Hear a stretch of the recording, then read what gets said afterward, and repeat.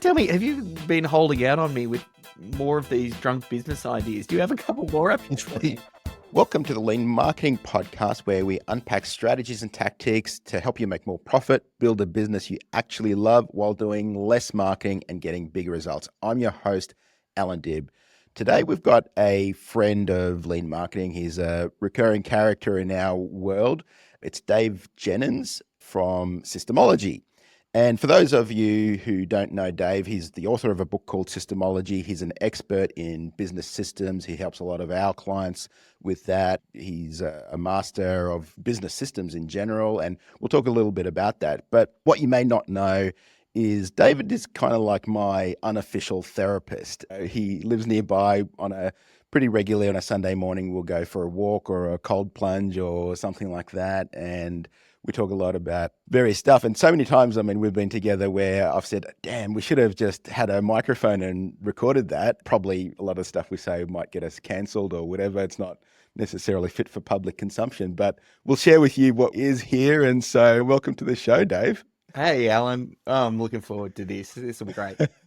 For in the rare circumstances that somebody doesn't know who you are, did I miss anything? Who are you? Why should people listen to you? I think you pretty much hit the nail on the head. I have made it my mission to help business owners get out of the day-to-day operations of their business. It's something that I struggled with for a really long time, and I feel like it's a really poorly addressed area. So I've just lent right into that, and I try and solve that problem as best as I can. Nice. Well, you do it well. Let's kick off with a story that many people may not know from your early days. You sold the MCG. So, and for non-Australians, MCG stands for Melbourne Cricket Ground, which is kind of Australia's equivalent of, I guess, if we were to compare it to an American stadium, maybe, I don't know, Madison Square Gardens or, I don't know, Yankee Stadium or something like that, one of the big stadiums. So the MCG in Australia it's probably the biggest sporting stadium in Australia. And you sold it. Yeah. Tell us the story. Well, it started off reading a book, The 1 Minute Millionaire, which I remember reading it at the time, and there's this story in there about Paul Hartunian, who sold the Brooklyn Bridge.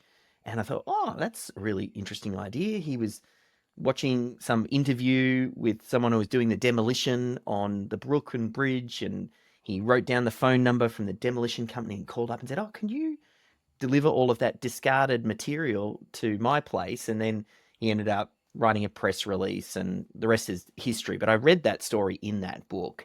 And then I was driving past the MCG, and there was a huge gaping hole in one side of it as they were reworking the Ponsford stand. And it felt like fireworks just went off in my brain. I was just like, here's the opportunity of a lifetime. I could just copy exactly what Paul Hartunian did. And I remember at first I went to the Wreckers and I got my hands on a bunch of bricks, and I didn't quite think it through, imagining I was going to chop up these bricks or send out bricks, which would have been terrible for postage. But when I got there, the guy said, oh, you should go visit Wheel and the Wreckers. They've got discarded pieces of carpet and the green wooden seating, which was very iconically the MCG. Everybody knew these green wooden seats. Yes. I went to Wheel and the Wreckers, got my hands on a bunch of the material, loaded up a van, took it back to my dad's place, chopped it up into little pieces, wrote out a press release. Melbourne man sells the MCG for $24.95. And then I ran, it was almost like an advertorial. They had a free magazine that they would give out on the trains for a while there. And I ran this ad that looked like an article saying the Melbourne man sells the MCG for $24.95. And then it got picked up by the Herald Sun and Nova Radio, and the Today Show did a story on it. And basically I worked my way through this big pile of discarded stuff, selling it, everything from $24.95, which was just a skinny little piece of wood stuck to some certificate paper, all the way up to these impressive frames with the MCC carpet, which is the Melbourne Cricket Club carpet, stuck in this big frame. It was a a magical experience. It happened just as I finished school. So I kind of feel like that was my baptism into the entrepreneurial world. Nice, nice. Well, very, very innovative. It's a cool story. So it's something that you can always have on your CV. You sold the MCG. So switching gears, you and I go for walks pretty regularly. One of the things that we've been chatting about lately, so you've got essentially two businesses. They're definitely complementary. So there's Systemology, which is a very similar business to lean marketing. You've got a book, you've got courses, you've got training and certification and all of those sorts of things. You're focused on systems, I'm focused on marketing, but essentially they're very similar businesses. But then you've got this separate business called System Hub, which is essentially a software as a service business, a SaaS business. And one of the things that we've been chatting about, you've got a long legacy of code that's been written, and you've got a lot of clients that use that software as well. And the discussion has been, should you divest that and just focus on Systemology, focus on just one thing? Should you invest a lot of money, a lot of capital, a lot of time into rebuilding System Hub and bringing in AI features and recoding that and all of that, getting rid of some of the technical debt, but then you're kind of got your focus in multiple directions, and SaaS is a very different business to the kind of business that you and I run with Systemology and lean marketing. What's been some of your thinking around what to do, and how did you come to that decision? Because it's something that I think about all the time is, how do I avoid distraction? How do I Yeah. avoid the next bright, shiny thing? Hey, I got an idea for an app, or I got an idea for another business, and so on. How did you think about that? Yeah, there's a few thoughts that help to guide my decision. I suppose the big news is I'm now going to be biased in the response that I give you Sure. because we've now decided to go ahead and rebuild System Hub, and I've pulled the trigger on that and doubling down on that piece. Nice. The way that I think about it, one was, taking maybe some influence from Robert Kiyosaki. He actually came out with his board game first, and then he wrote the book, Rich Dad Poor Dad, to sell the board game. And to a certain extent, System Hub, the software, got developed first, and Systemology was developed to help sell the software because it teaches people the steps that it takes. So it helps them to consume the product, which then gets them to go further and further into it, which then helps with stick rate. And then they kind of stick around longer and have a longer lifetime value. I think in the SaaS world, which is hyper competitive and you're going up against big VC companies that know this game inside and out, there's certain things that they do and they have deep pockets that I can't necessarily compete on. But Mm, I can see Systemology as our 11 herbs and secret spices that they can't really replicate, mm, that people get attracted in. And then I have raving fans. Like, we have clients that just absolutely obsess over the work that we do and the results that it gets. And I did think about separating it. I did think about, what it does for focus. And there's definitely some pros and cons there. I mean, the other thing that sticks around in my head is like an Apple versus a Microsoft discussion, mm, where Apple loves to own the entire ecosystem mm, from end to end, which means they can really control that experience. Equally, when it comes to systems and process, the software is a part of it, the community is a part of it, the training is a part of it. And my original vision for the business was, and it's slightly changed, but the original vision was I would love to create a machine that I could tip an unorganized, unsystematic, chaotic business at one end, and then out the other end, a finely oiled machine, well systemized, shoots out the other. So that was my original vision, which really means I kind of need to control more of that end to end experience.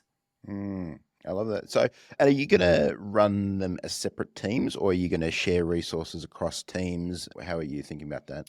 Yeah, the deeper we get, the more that the teams are just getting meshed closer and closer together, with the exception of probably the software side of things. The software team, while they're not necessarily fully across all the systemology side of things, but I think we're leaning in a lot more into client success.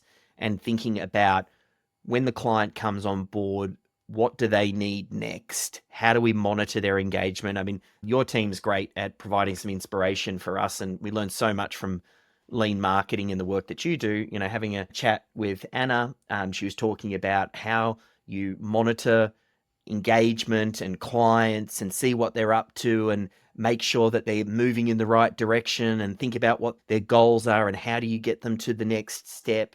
And taking a leaf out of that book, really investing heavily into the client's success means that I think we need to be monitoring what they're doing in the software, how they're consuming some of the training, and make sure that they're on the path and they're staying on the path. Because I know if they do that, they'll get the outcome that they came for. Like systems and processes guarantees that. Where people get lost is they fall off the track and then they kind of forget about it, and then oftentimes that does more harm than good, to be honest.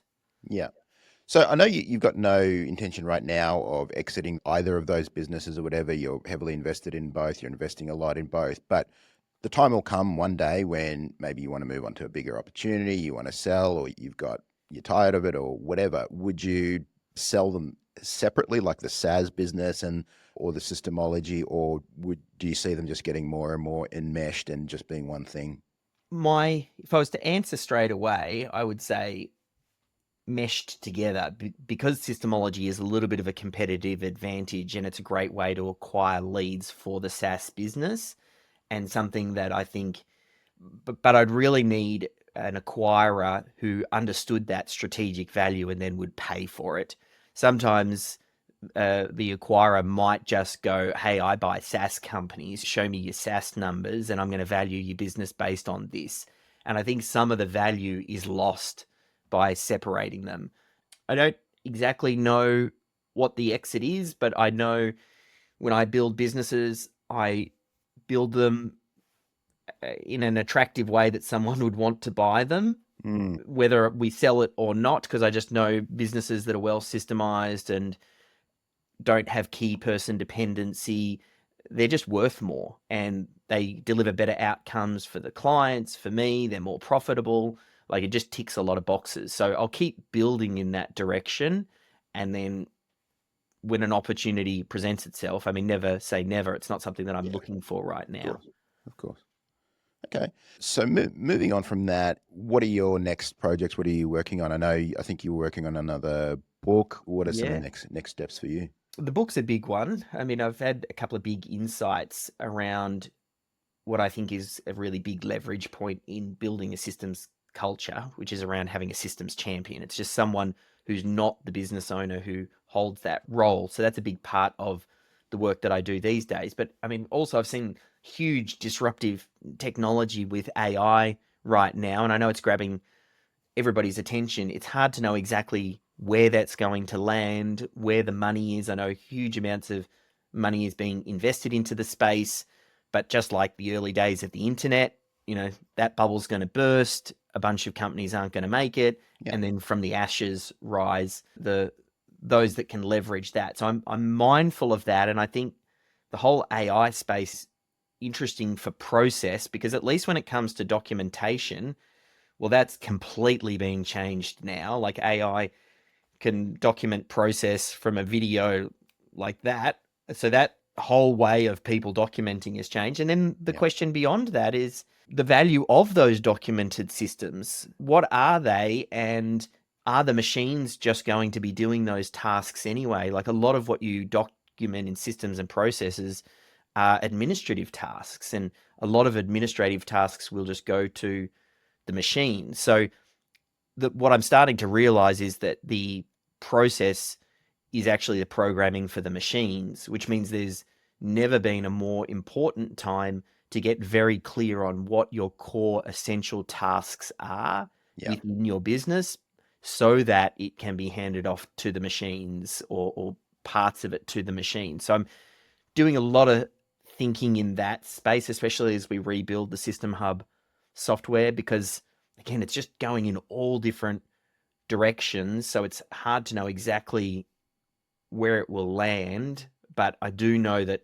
AI is not going anywhere. So I also need to integrate that into the book, the Systems Champion book. I think the Systems Champion is really a systems and AI champion, because the person who understands process and the core tasks that are going on in the business is probably the ideal person to then spot AI opportunities and to be able to rewrite process with AI in mind. And I mean, a lot of process is all about delegating down to typically less skilled, lower cost team members. Yeah. So robots, or robots, which is, probably more skilled but still lower cost. So it's about moving those tasks down to free up the highest valued team members to work on the highest value tasks. Yeah. In lean marketing, I sort of describe systems basically look as a series of steps or checklists.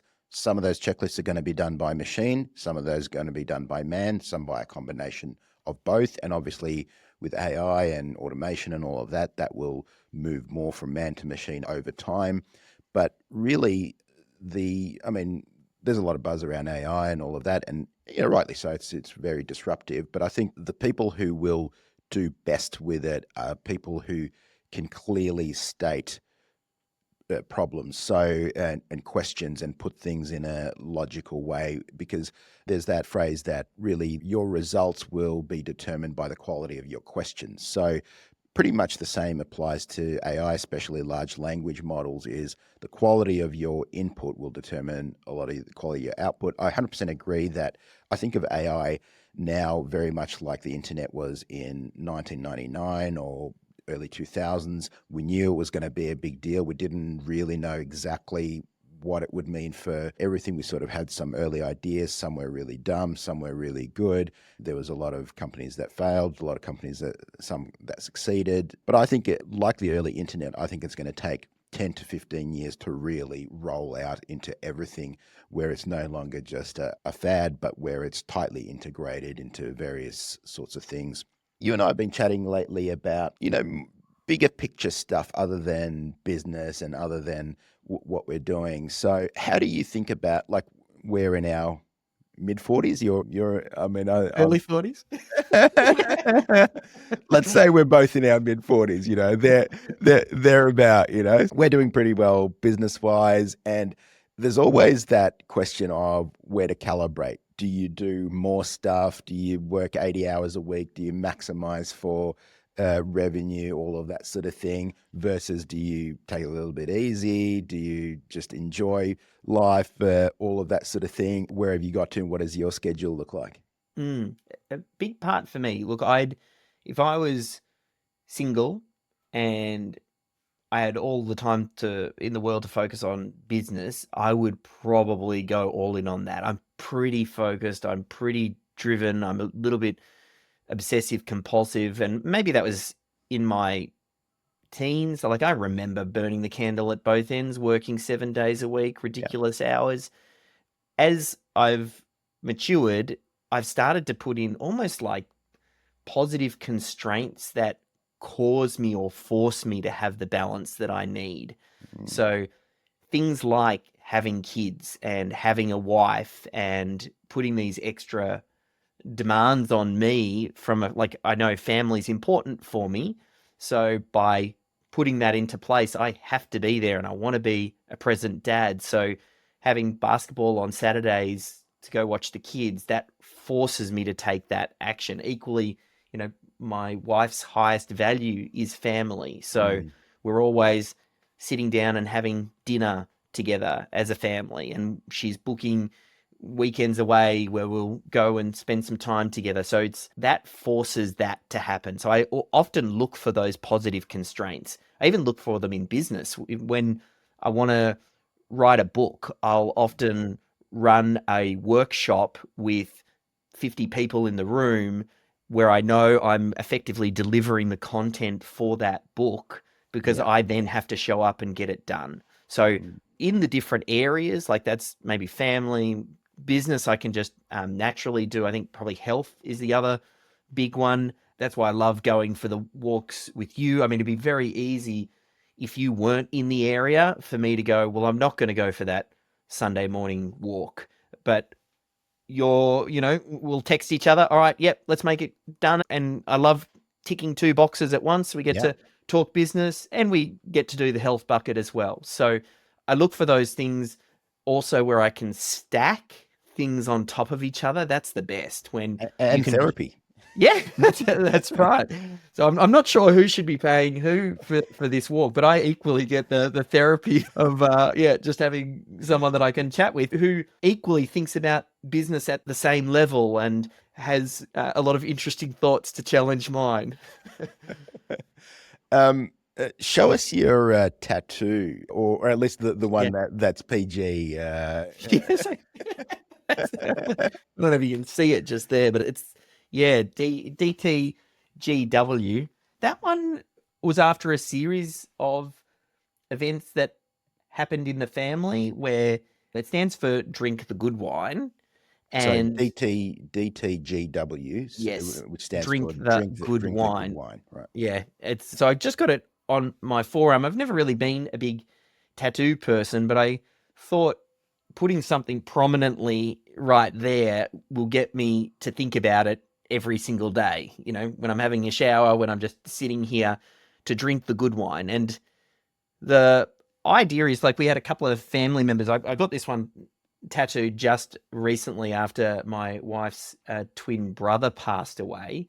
And in the family, we had this saying of drink the good wine that surfaced for a couple of different reasons. I remember we were down at Point Leo Estate and we were having dinner. It was the last meal we were having with Rodney, and he's a chef in my wife's family. There's a couple of chefs, so they enjoy good food and good wine. And we were all together at that meal. And I remember Rodney was ordering the wine, and he was looking at the menu and he's told the guy what wine he wants. And we were all sitting there and they wheel out this trolley and they take all of our glasses away and they replace them with these bigger, fancy glasses. And they're opening the wine. And we thought, well, this is a little bit strange. We didn't give too much thought to it, but we're a good few bottles deep towards the end of the meal. And then the receipt came out at the end, and the price for that meal was probably about 5x more than anyone was expecting. And Rodney swore black and blue that it was a $60 bottle of wine when it was not a 60 bottle of wine. And we should have probably got the cues when they wheeled out the trolley and took away all the glasses and gave us the fancy glasses. But we look back on that night with really fond memories of, well, that was the night we really drank the good wine, and it's just become a bit of a story. And there's another part to that story for Carolyn's dad also, and we just talk about it. Like just recently, around the corner, we had a lady just last week. She's early 40s. She was perfectly fine. About 12 months ago, she got diagnosed with cancer. It was in stage 3. Everybody thought there was plenty of time. She was getting treatment and working on it. And then she literally just passed away. Wow. And she's got 2 young twin boys and a loving husband, and just makes you go, wow, life, you don't know what it's going to throw at you. You need to make sure that you drink the good wine now, because you might not get an opportunity to drink it down the line. The part 2 to that one is so Carolyn's dad had a diplomat who lived next door to them who collected a bunch of really fancy wines. Or actually, it was a friend of a diplomat that had, Charles and Diana's wedding wines and all of these things that had been gifted over his career. And he ended up passing away. And then he gifted the collection to Charlie's neighbor. And then over the course of a few months, they drank through this extravagant wine collection, literally standing in the backyard, knocking down a paling fence, having the bottle, passing it through the paling. And over the course of 3 months, drank through the wine collection because Charlie said, I don't want to die not knowing what the good wine tastes like. So again, we had a couple of stories in the family, and I thought, okay, maybe this is the universe telling me it's time to get a tattoo. So yeah, you're storing up your wine and then you'd never get to drink it, right? So Yeah, what's the point? yeah, that's the Yeah. point. That's the point. Yeah. So, I mean, I've had similar experiences where I've had a family member die about a year ago, and then, we're cleaning out her apartment, and, stuff that people had saved up for years and years and years is just being tossed in the trash not too long after you pass. So, yeah, make use of it. Drink the good wine now. Yeah, that's it. All right, so let's get into a segment that I call drunk business ideas. So it's mainly, I don't know if they're bad business ideas, but they're business ideas I just got to get out of my system because otherwise I'll go and start new businesses, which I really shouldn't because, as we talked about before, focus is really important. But I need an outlet. So I have a Notion document where I just put in all the business ideas I have, good, bad, and ugly. And then I share them with my therapist, Dave. There is one that I need an update on because I've been Okay. waiting to know what happened with this drunk business idea. All right. You had the idea of these placebo pills. Can you tell us a little bit about that one? No, that's a secret project, mate. Oh, you're still working on it. I think I'm going to do this, Okay. honestly, like where it's essentially just pills that are placebo, and we literally write placebo on the bottle because placebos work, right? You could take this pill for anything. It'll have no active ingredient. It'll be, gluten-free, wheat-free, whatever, dairy-free, all of that sort of thing. You can just take it. I think that'll be a sensation. So I'm going to... I might be your first investor. I like it. Well, we know that placebos work, so it's going to work, right? And a placebo apparently even works even when you know it's a placebo. So if I say, here, Dave, take this placebo for your cough, you'll feel better. Yeah, I love it. It works 100% of the time. But don't tell me, have you been holding out on me with more of these drunk business ideas? Do you have a couple more up your sleeve?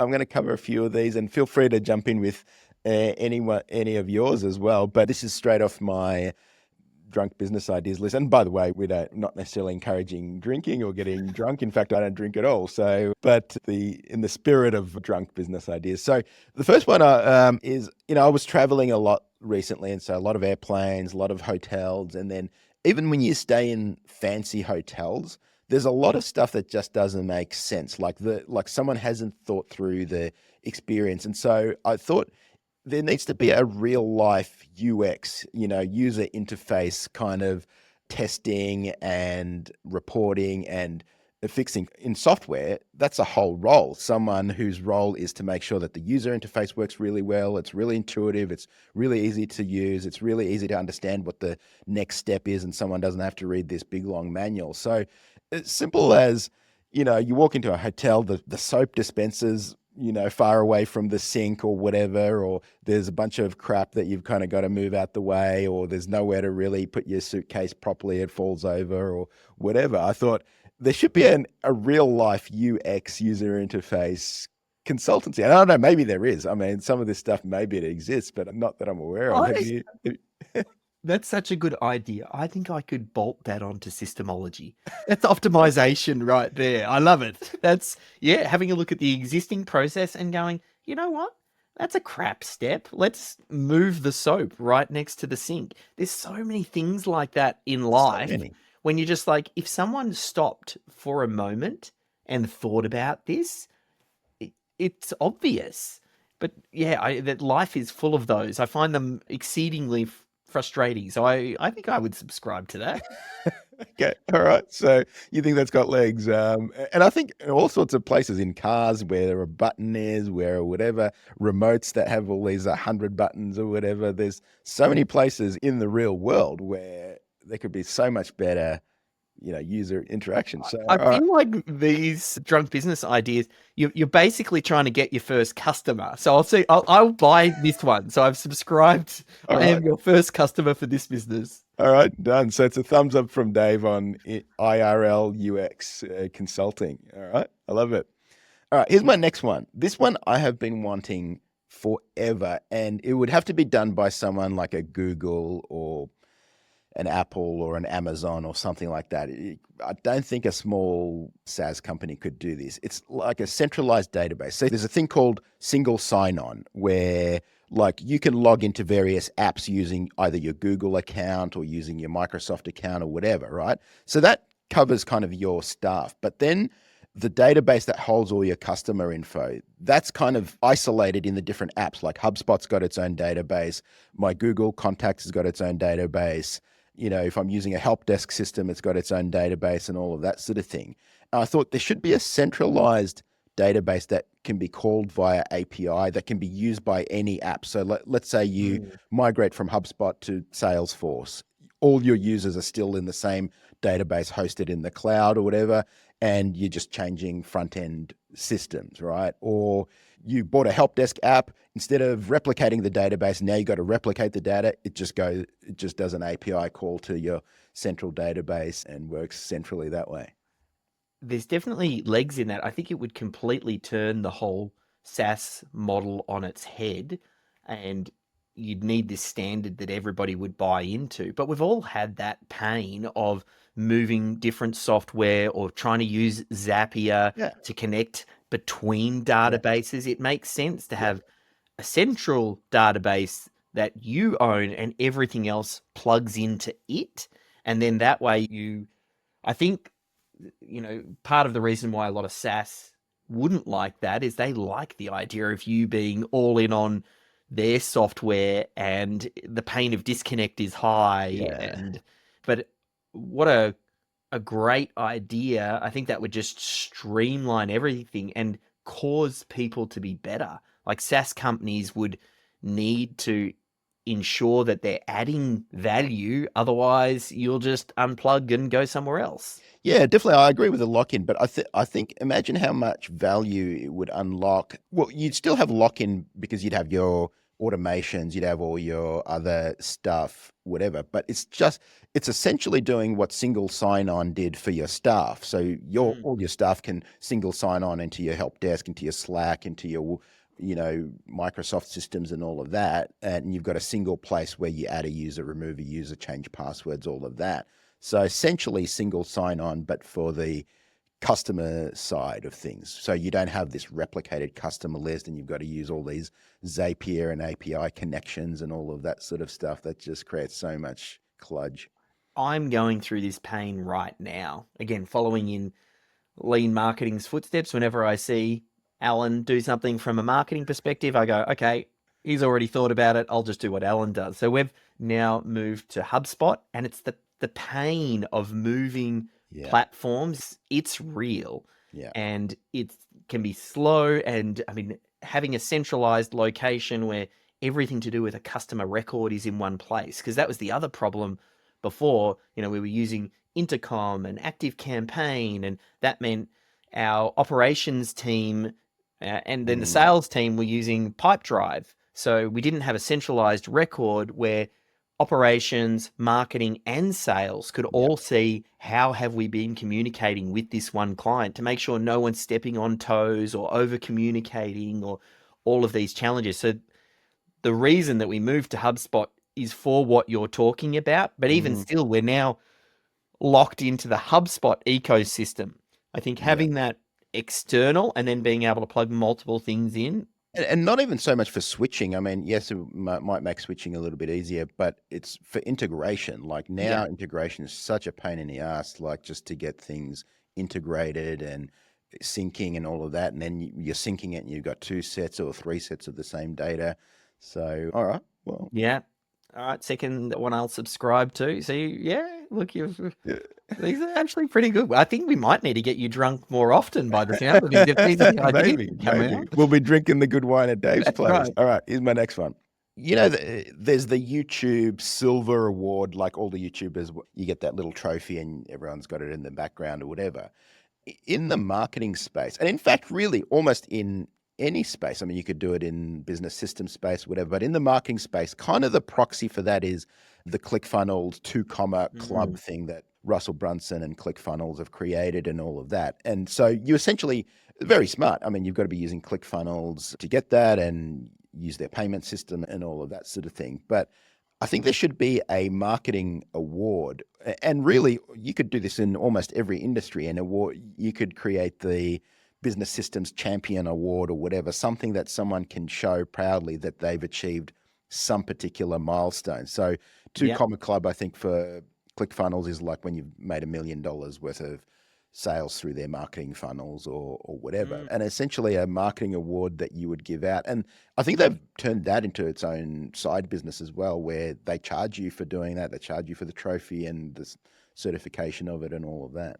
I think when paired with some sort of industry association, I think that couples really well, because it feels also less of a commercial intent. Like, this is the association of lean marketers, or again, and Yeah. you've recently rebranded to Yeah. lean marketing, which I think lends itself more to something like that award would work better, because it can sound like it is the industry association and Yeah. it's got a level of prestige. Whereas I know the previous success wise, it might not have had the same thing. But I think there's definitely something in associations. People don't generally think there is a commercial intent behind associations. So, and it's there to serve whatever community they're there to serve. So it builds up trust quicker. Yeah. And then rolling into that, I think having an association feed into a Mm. commercial company is a great strategy. Well, it's been done forever in entertainment. There's Grammy Awards and then there's Academy Awards and all of that sort of thing. So starting to bring some of those awards. I mean, sort of there's been like the Inc. 5000 lists Yeah. and all of that, but that's sort of like a general business one. But I think specific ones, a marketing award for reaching some particular milestone or whatever. And yeah, so something to. Yeah. I So think you reckon you think starting out with the industry association would be the way to do that? I think so, like, because you want to build up some sort of prestige, depending on the size of your audience. I mean, you can see inside companies. There are other ones. I remember, like Dan Kennedy used to have one. I think maybe it was related with Russell Brunson, but they have like a marketer of the year. I've seen that a Oh yeah, few times, but it's just one prize that they give out for the year as yeah. opposed to an award. I think awards or levels, like, people love to feel like they're a part of something. People love to feel like they're working their way towards something Mm, and they're on a particular mission. Like, that's what I love about the YouTube one, is they've got the different levels. Like, you yeah, got the silver and the gold and the diamond, and it's yeah. part of a journey, and you feel like you're part of some elite club, and the higher up the chain you go. And it just incentivizes taking the action that they want, which is, in YouTube, like, it's this flywheel effect, because the creator wants to get more subscribers. They want to get more views so they can work up and get this little trophy that is great for YouTube, because now they're getting higher quality, more eyeballs, which ultimately means they make more money anyway, because that's what YouTube's game is, getting the eyeballs. So I think, I mean, it's really intelligent where you can link it into someone becoming more invested into your products and services.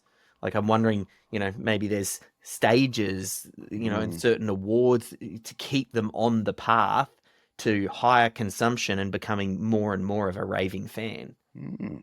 The silver marketer award, the gold marketer award. I like that. Yeah. So all right. If you do launch this one and some of my ideas contributed, do I get some part of revenue share or equity, You or do get some part of it, but I don't think you're going to like how maybe, much of it. maybe I get the first award? I'll get the Yeah, we'll first give you an lead award. marketing award. We'll give you an innovation award, a silver innovation award. All right, I've got my next one. I've been trying to become a better speaker. So I speak on stage, I get invited on podcasts. So I started going down the track of speaker training, and I've worked with coaches and all of that. So my first attempt at it was I attended Toastmasters, because I heard Toastmasters is where you learn to speak and all of that. And I don't know.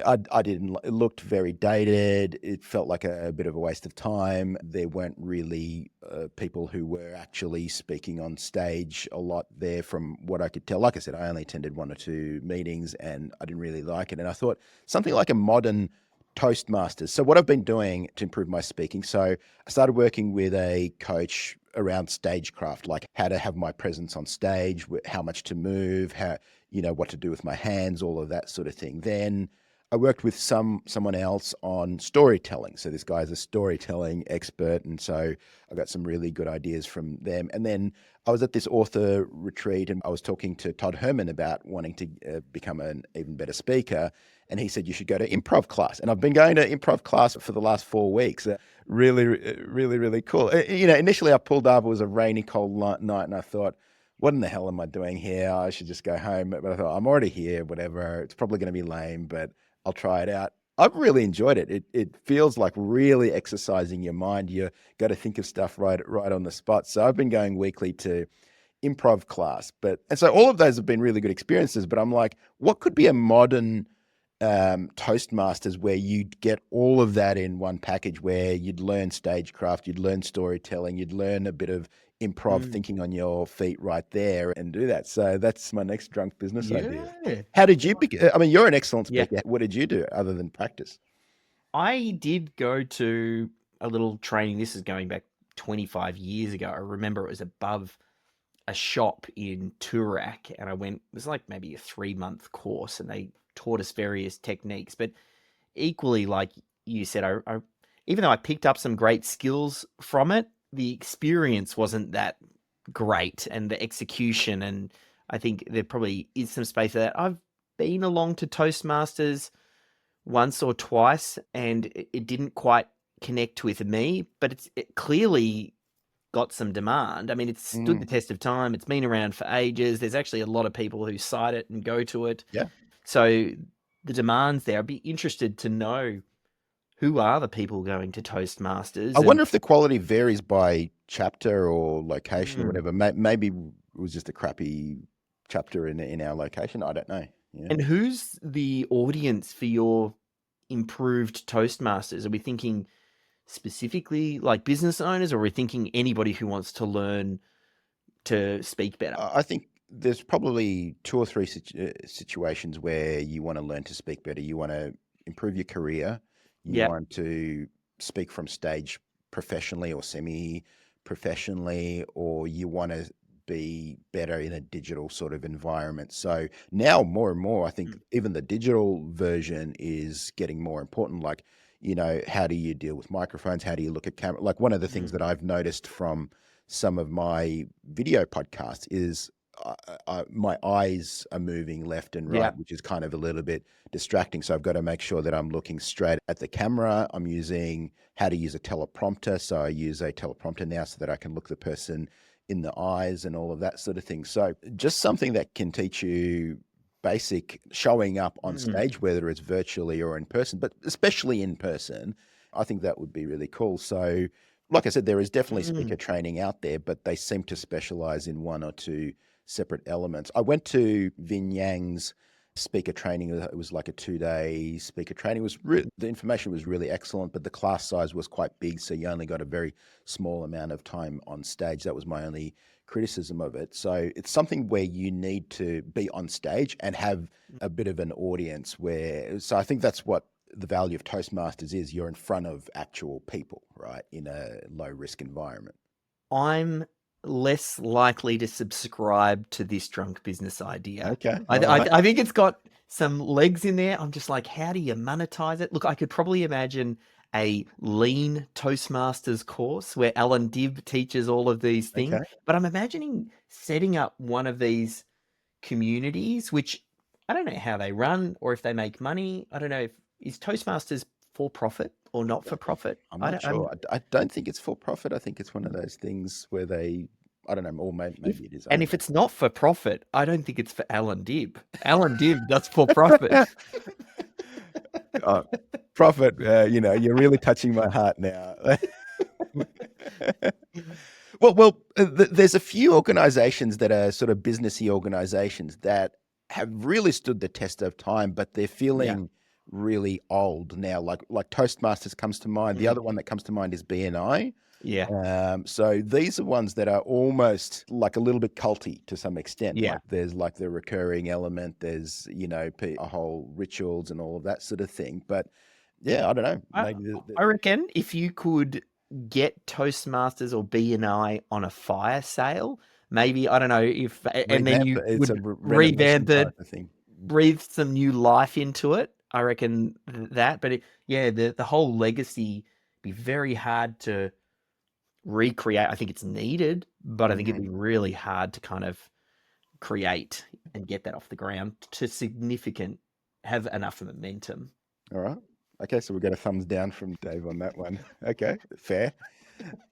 All right, I got two more that are a little bit of left of center. Next one is a secular church. Like, I've been fascinated with the rise of secular spirituality. So people have either left church or they can't be bothered with, they don't believe in the doctrine and all of that sort of thing. And it's kind of like that, the importance of, they call it the third place. So, there used to be your work, your home, and then there was this third place where you'd get community, fellowship with people, all of that sort of thing. And it's been scientifically proven that participating in rituals, increasing your community, singing songs together and all of that sort of thing is literally good for your health, and it's something that helps you live longer, live more healthily and all of that. And so thinking about what would be a modern take on this, where if you didn't want to be involved in the whole religious doctrine and all of that sort of thing, where you could have similar experiences, where you could have rituals, you could sing songs together, you could have community and fellowship, you have some shared values. I think to some extent, concerts are that, I recently went to an Iron Maiden concert. So I've been to the Prince concert before he died. U2 concerts, like there is that element to it. I think Tony Robbins had a little bit I went to a Tony Robbins a couple of years ago, and that did have a little bit of that element, but those things are kind of one-offs. What's a secular church that we could set up that runs every Sunday, Reverend Dave Jenyns? I'm glad you asked this question, Allan. I've got experience in cults. No, I'm curious, is there anything at the moment that ticks this bucket for you? Like, how are you, if that's a bucket that needs to be filled, do you have... Just Sunday morning walks, buddy. Like, no, there isn't. That's why I'm bringing it up. Like, I don't think there's anything like, there's one-offs like conferences. There's like I mentioned, concerts, Tony Robbins, all of that. But yeah, so I think the closest thing I get, but it's still different, is with, I train Brazilian Jiu-Jitsu, and that I meet 3 times a week. There's a similar group. Oftentimes there's not a huge amount of talk. Like, I mean, we'll chat a little bit at the start, and then it's pretty much like wrestling and trying to tap people and choke people and stuff like that. So it gives me a little bit of that. We do it together and it's community, but it's not singing. It's not, and you're right. Maybe there's once-off activities. I got a couple of mates who every year they'll do a ride down at Tassie, and we'll go down for a weekend, but that's not going to fill that bucket enough because it's so infrequent. So Dave beating people up and choking them is the spiritual experience. That's how I get my feeling of community, Allan. Love it. And I mean, there's no higher margin business than a church, tax-free, Yeah, I mean, there's a lot of upside. I think the other thing that's probably close is, I know that, but it's still like essentially a normal church, but the mega churches, right? So they've got rock bands and singing and all of that. Still not essentially, I think, would fall more into the normal religion category. We release this episode uncut. Can we ask the audience if there's anyone that would join the lean marketing religion with Reverend David? Like, just reply in the comments if you would join this particular secular church. All right. Okay. Well, I've been following a few people on TikTok that talk about secular spirituality, right? So where it's essentially, you're not following someone's dogma or religion or whatever, but you're still experiencing some of that stuff. But there's nothing organized, So yeah. Look, the experience that I had, and I don't know if this is maybe for episode number 2, because there's a lot to be learned from my experience in the world of Scientology. I'm not a Scientologist.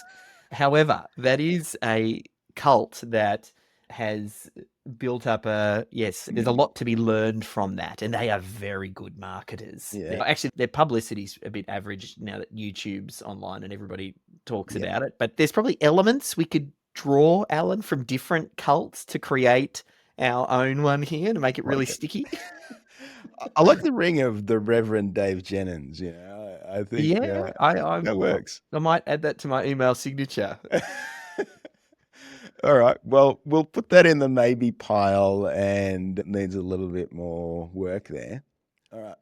My final one. I'm calling this Man School.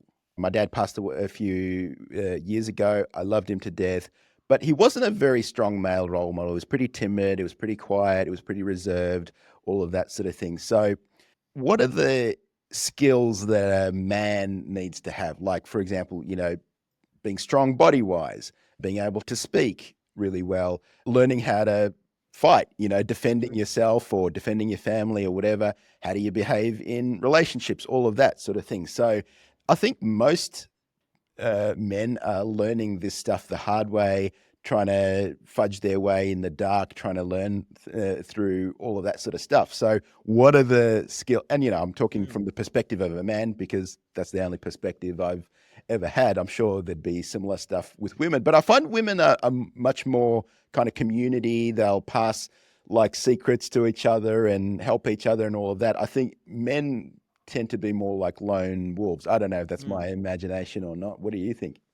Yeah, I have had the opportunity, kids, to try and be more conscious of playing that role for my boys, because it's equally like my dad. I feel like a lot of those skills, he's quite quiet. He was a systems engineer, but there's a lot of things that from manhood, like camping or I don't know, catching a fish and those types. I'm trying to think of other things. Wrestling a bear. I didn't get that direction from him, and I think the world needs this. I kind of feel like young men need some strong direction. I feel like the pendulum has swung really far to one side now, and I think we need some good, strong men to kind of step up and lead our culture and society.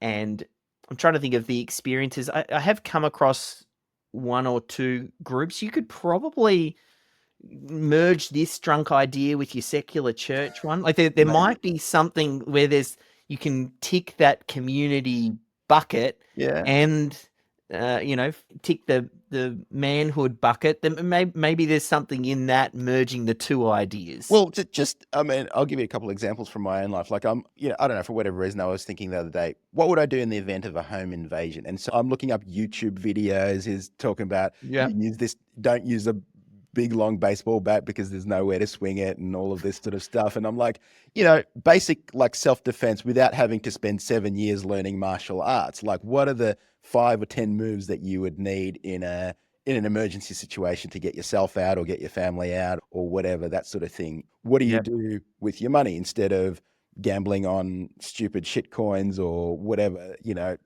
put some money away in, an investment fund or a high yield or something like that.